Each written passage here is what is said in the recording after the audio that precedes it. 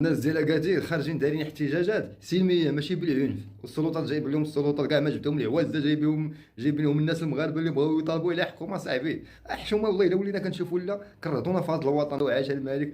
واش نقول لكم حق الله العظيم من الاخر تفضوا. والناس بغات توصل الرساله ديالها للعالم بان السبيطارات في المغرب هي تجاره. كتدخل كتلقى غير الصندوق اللي خدام فيه جوج قصيرات فاتحين اللايف في التيك توك وقاعدين تيعكروا وما كان يخلص 60 درهم في 100 درهم 120 درهم وتسنى قعد تما وتشم ديك الريحه.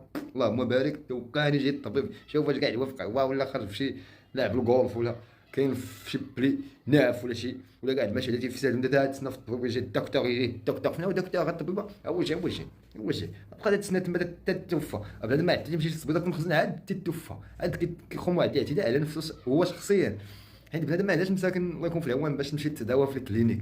مازال الكلينيك تدخل كدا ولكن باش مشقين حتى هما اما كاين 17000 في الليله 40000 في الليله هذه هي اللي مباته خلي الدواء والدكتور والتحاليل والراديو بزاف ديال الحوايج.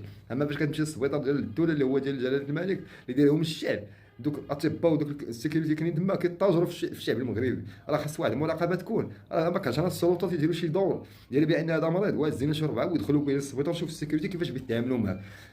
ثلاثه يكون اربعه يكونوا هازين شي واحد بحال مريض هازينو والله الا خلاهم سيكوريتي يدخل لما دخل معاه واحد ولا ما عطيه 4000 ولا شفتو الدواء ولا الطبيب. وصل الله يدير شي تاويل الرساله واضحه رساله جلاله الملك والسلطات بينا واحد المراقبه في البلاد شويه. انا والمغاربه راه حنا كنا ولاد 9 شهور لا فرق بين عجم ولا ابيض ولا اسود. نسيتو كلام الله تبعدوا التفاهه تبعدوا التليفونات والناس تخرج شوفوا الامازيغ بوحدهم هما اللي تيخرجوا للشوارع تهضروا على حقهم. ما كاين لا شغاب ولا لوينه مظاهره سلميه. كنتمناو الرساله توصل يوصلوها المغاربه راه كلشي على فضلكم حنا راه توجهنا ولا فضل الله عز وجل.